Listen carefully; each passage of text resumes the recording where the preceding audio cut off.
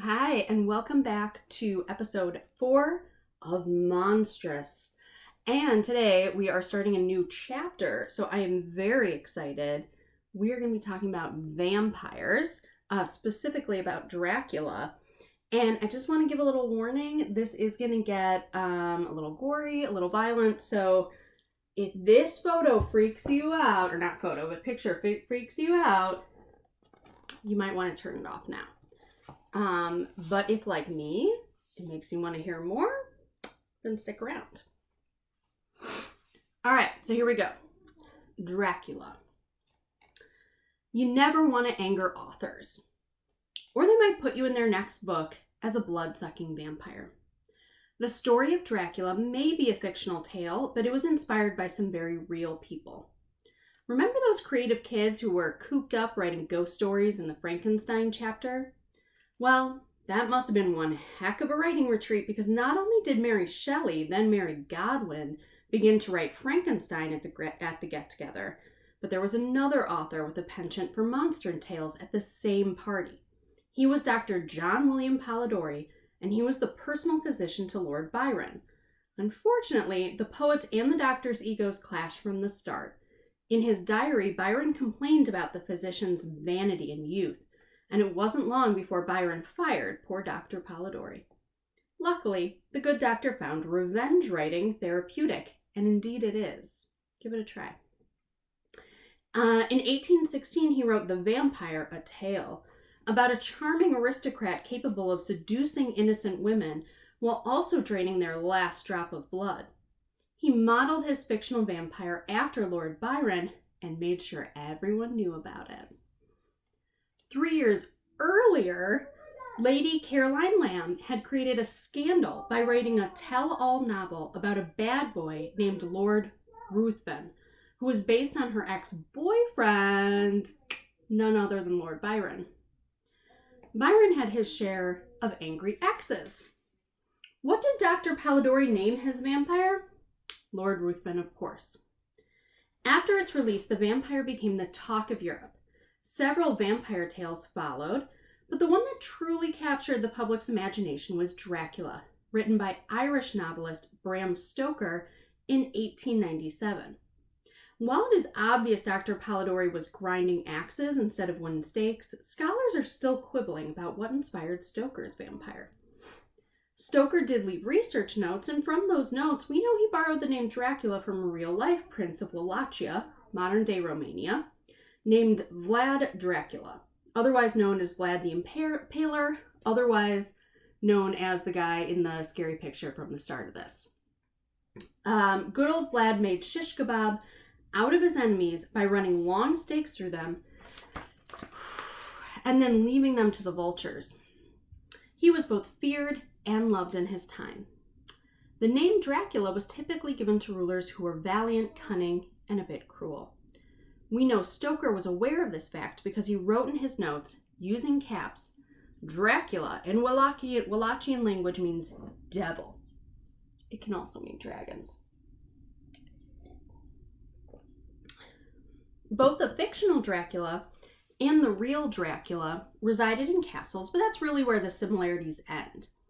Stoker's Dracula was a count, Vlad was a prince, and lived in Transylvania, not Wallachia. Stoker's Dracula also drank blood. Vlad did a lot of heinous things, but drinking blood was not in his bag of tricks. Another likely source of inspiration for Dracula was Stoker's enigmatic boss, Henry Irving. Irving was one of the most famous actors of the British stage, and from the moment Stoker met him, he was spellbound. Irving even resembled Stoker's physical description of Dracula down to his massive eyebrows, thin nose, domed forehead, and hair growing scantily round the temples. It's a really interesting description. I want to show you the picture of this spellbinding guy. Spellbinding. Stoker became Irving's stage manager, and much like personal assistants today, Stoker worked tirelessly for him, not only becoming Irving's lackey, but also writing his speeches and answering all Irving's letters. An estimated 500,000 letters over his lifetime. That's a lot of work. Stoker became so sucked into the orb of his demanding boss that one wonders how he ever had time to write a novel. Stoker never complained. He wasn't the complaining type, but he may have taken out some workplace frustrations by putting pen to paper. Again, writing, very therapeutic. Good place to take out that anger. In return, Irving tolerated Stoker as long as he kept the spotlight where it belonged, on Irving. He was often dismissive of Stoker's talents and paid little attention to his employees' writing aspirations. When Dracula was performed at the Lyceum Theater, Irving shook his head in disgust and summed up what he thought of it with one word: dreadful. Sadly, Stoker died in poverty, and we still know very little about the man behind Dracula. When asked, he didn't like to talk about who inspired his bloodthirsty count, and he would even sometimes teasingly claim that his vampire came to him in a nightmare after eating too much dressed crab. The crab became a family joke. Vampires from folklore, not a lot of sparkle. We tend to think vampires like Dracula as beautiful, sparkly people, but the first vampires of European folklore weren't so pretty. Vampires from the 15th to the 17th centuries were not even called vampires. The word was not used until the 18th century. They were called revenants, and they arose from the grave looking bloated, messy, and hungry for blood or flesh. Sort of more like a zombie. Their sole purpose was to terrorize the living, and they often brought death and disease in their wake. In 2004, archaeologists were searching for the site of a medieval bishop's palace in Ireland when they came across a very different discovery: a burial site containing close to 3,000 skeletons. On the outskirts of the burial site, archaeologists found 2 skeletons buried with baseball-sized rocks wedged into their mouths.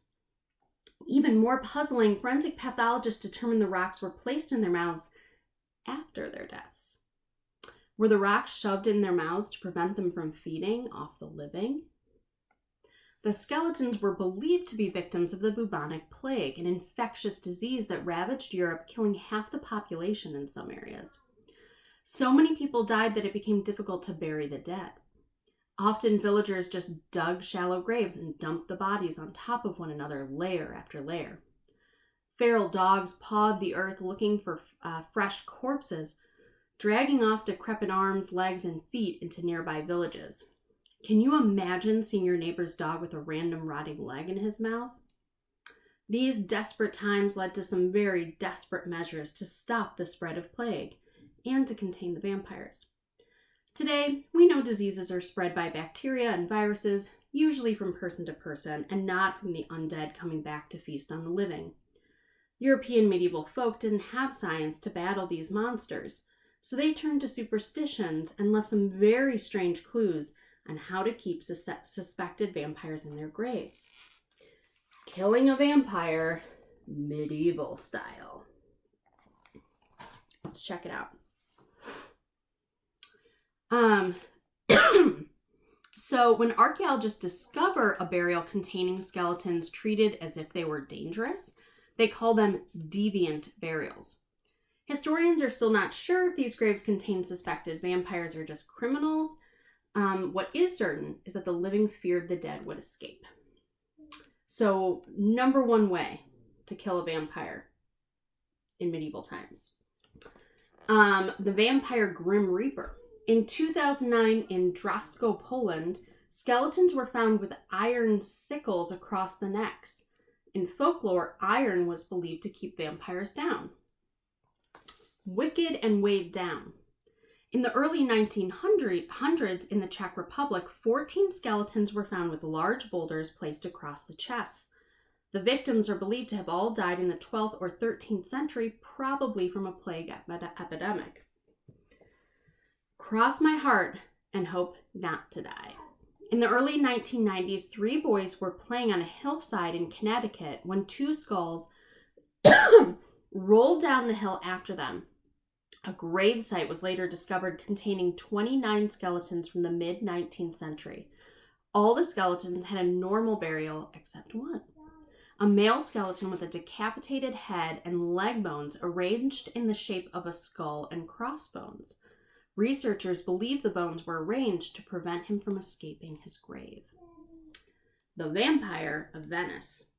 In 2006, in Venice, Italy, a roughly 61 to 71-year-old female skeleton was found with a large rock in her mouth. Forensic pathologists were able to determine from the teeth that the rock was placed and not violently shoved into the skull, most likely after the death. So next time, we are going to be looking at the dead versus the undead and checking out this cool diagram here of a vampire. See you next time. Bye.